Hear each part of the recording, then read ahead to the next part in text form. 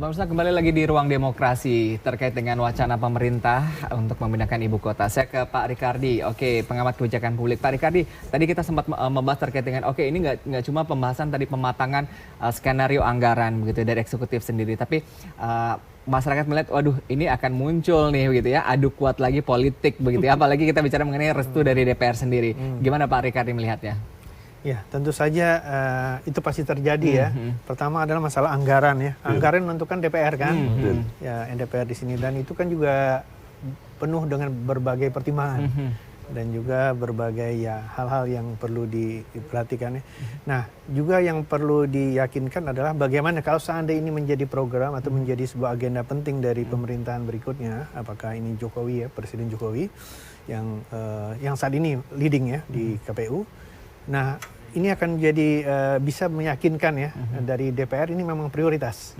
Karena tadi sudah disebutkan oleh Pak Mardhani ya, seberapa pentingnya.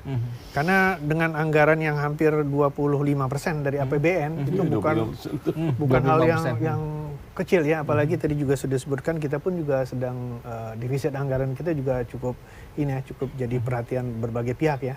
Nah, lalu juga ini bisa diyakinkan tidak? Kalau tadi mungkin bahasanya dari Pak Mardhani ya mungkin ini akademisnya ya, kajian akademik, kajian itu betul-betul ini penting atau saat ini, atau mungkin bertahap. Kalau seandainya bertahap itu tentunya perlu proses ya. Nah, proses itu pun juga akan memakankan waktu juga. Dan yang juga tidak bisa dipungkiri juga urgensinya ini, kita di Indonesia banyak hal-hal yang mendadak ya. Banyak yang mendadak, mengalokasikan anggaran betul ya. Saya pikir Pak Mardhani, Pak Jerry juga tahu persis ya. Tiba-tiba berubah, anggaran kita berubah dengan perubahan APBN kita yang beberapa kali sering dengan apakah misalnya yang sangat sederhana masalah bencana alam ya. Nah, itu kan perlu dikalkulasi juga ya. Nah, kalau pemindahannya juga perlu dikaji, kalau dipindahkan secara bertahap efektif apa tidak, atau jangan-jangan yang bangun itu akan jadi kota hantu karena tidak mau ditempati sama yang lainnya. Karena pemindahan satu instansi atau beberapa instansi itu kan juga terkait juga instansi-instansi yang lainnya. Iya, betul. Dan juga infrastruktur yang adanya, termasuk juga tempat tinggal, pemukiman dan fasilitas yang lainnya adanya. Nah, bagaimana itu bisa diyakinkan memang visible.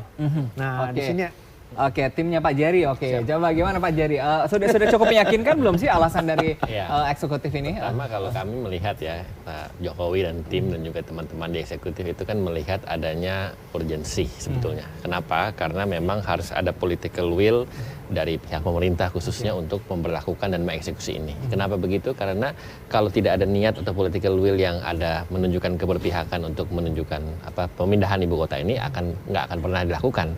Karena kan ini kan sudah pertama secara historis kan sudah kita lihat bahwa ini kan sudah lama sebetulnya wacananya. Tetapi kan belum kejadian dan mungkin secara kendala teknis atau administrasi mungkin agak sulit. Tetapi mumpung ada sebuah momen yang memang pas di mana ada urgensi untuk itu, dan kedua kalau kita bicara soal tadi masalah-masalah teknis ya, dan juga masalah anggaran ya, saya pikir ini kan tempatnya di DPR.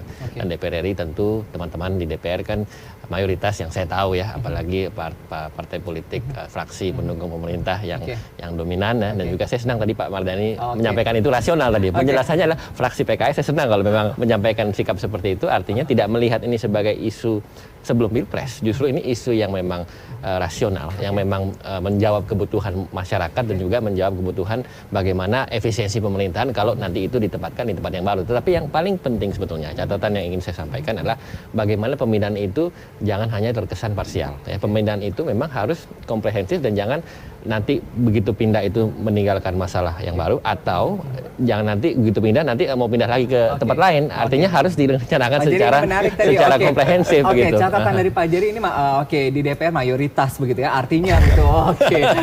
Cukup yakin. Optimis akan jebol begitu ya. Lagi fraksi PKS tadi setuju kan?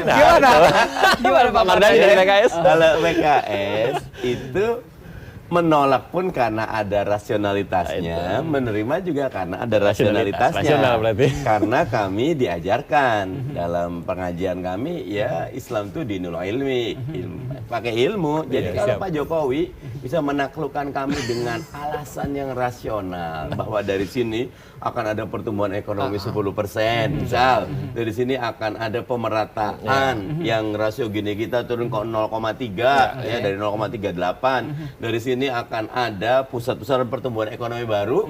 Monggo, tapi kalau ternyata kayak proyek infrastruktur yang sebelumnya banyak jalanan bagus-bagus tapi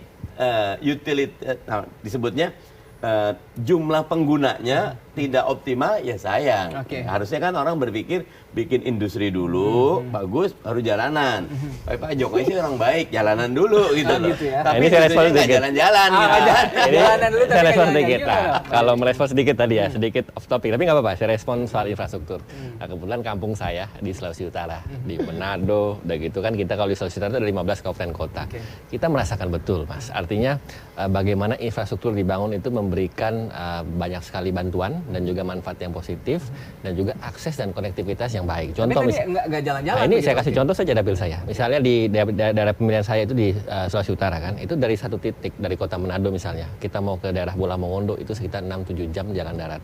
Udah gitu jalannya hanya cuma terbatas dan cuma satu akses. Artinya apa? Ketika itu dibangun jalan yang mungkin lebih banyak dan juga mungkin ada sarana support yang lebih solid ya. Artinya kan akan ada pertumbuhan dan juga pergerakan dari masyarakat dari satu titik ke satu titik yang lain yang bisa memudahkan aktivitas mereka, dan itu dirasakan betul. Dan tidak hanya, saya pikir tidak hanya di kawasan Indonesia bagian timur seperti Sulawesi Utara, tapi juga misalnya di Maluku, di NTT, bahkan juga di Papua. Karena selama ini juga ada poinnya dengan pemindahan ibu kota tadi.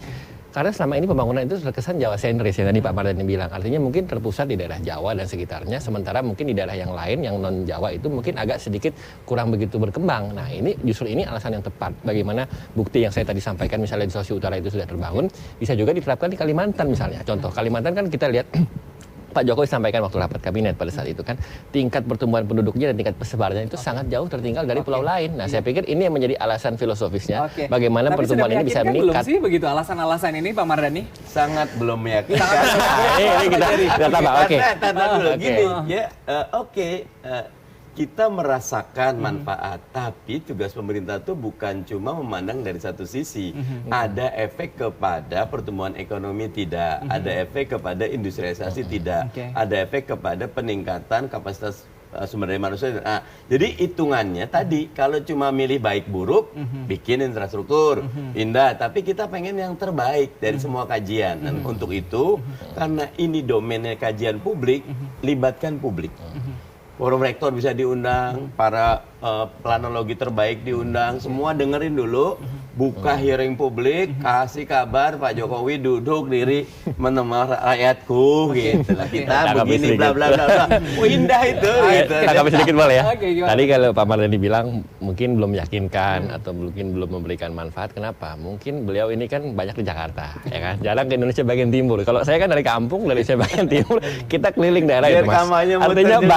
Artinya banyak tempat-tempat yang memang membutuhkan pembangunan infrastruktur. Kalau tadi dibilang disinggung soal manfaat. Nah, tapi kedua yang ingin saya garis bawahi sebetulnya di sini adalah bagaimana pemindahan ini pada akhirnya akan memberikan solusi kepada daerah yang memang belum develop. Kalau tadi begitu utility-nya tidak maksimal begitu kalau Pak Mardhani. Kalau saya pikir utility tidak maksimal itu karena mereka tidak menggunakan dan mereka tidak tahu dan mereka belum pernah mencoba. Tapi kalau mereka coba bergeser sedikit. Kapan-kapan saya mau ngajak Pak Mardhani tamasya ke daerah saya, ke kampung saya, melihat Pak itu bagaimana misalnya contoh ada rumah-rumah yang dibangun dengan akses yang sangat terbatas. Anak-anak sekolah itu butuh 6-5 jam untuk menyeberang gunung, bahkan jembatannya itu pakai kayu dan bambu dan sebagainya. Itu kenapa? Karena infrastrukturnya itu tidak dibangun dengan baik, dengan komprehensif. Tetapi manakala Pak Jokowi sudah menunjukkan keberpihakan kepada masyarakat, khususnya Indonesia bagian timur yang belum berkembang, pembangunan masif dari mulai infrastruktur pelabuhan, jalan, jembatan dan seterusnya, artinya itu sangat baik. Contoh misalnya dapil saya di Sulawesi Utara ini, Mas, itu tidak ada di Manado tidak ada kereta api. Jadi kalau kita anak-anak sekolah di Jawa ada lagunya itu kan, naik kereta api ada kecil, kita tidak merasakan itu karena nggak ada kereta api di sana. Nah, itu kenapa? Artinya itu yang ingin menunjukkan bahwa harus ada pembangunan yang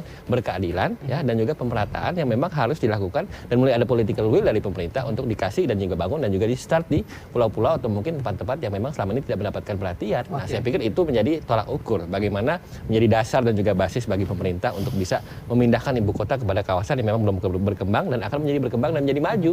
Dan mudah-mudahan yang ingin saya sampaikan terakhir juga adalah soal bagaimana pemanfaatan teknologi. Kenapa teknologi itu penting? Kalau kita membangun kota baru, kota-kota yang memang masih kosong katakanlah ya, yang memang belum ramai dan belum padat, itu kita bisa membangun dengan lebih gampang, lebih mudah ketimbang melihat kota yang sudah complicated, yang sudah kompleks, yang sudah jadi harus membongkar semua infrastruktur. Hal sederhana saja. Kabel misalnya, kabel listrik kalau kita taruh ke tempat kota yang memang sudah terbangun kita harus bongkar semua, tapi kalau memang belum ada kita bisa bangun itu di bawah tanah misalnya. Contoh seperti itu kan hal sederhana yang dimana itu bisa memudahkan pekerjaan dan juga bagaimana nanti pelayanan publik yang dilakukan oleh pemerintah dari soal konektivitas, soal internet dan lain sebagainya. Oke, Saya pikir ini yang harus break dulu begitu ya. Oke, penjelasannya cukup komprehensif begitu ya. Oke, lebih meyakinkan Pak ya. Oke. Iya, tetap bisa dijawab. Oke, iya, Pak Bisa kita harus break lagi, jangan kemana-mana, tetap di Ruang Demokrasi. Oke.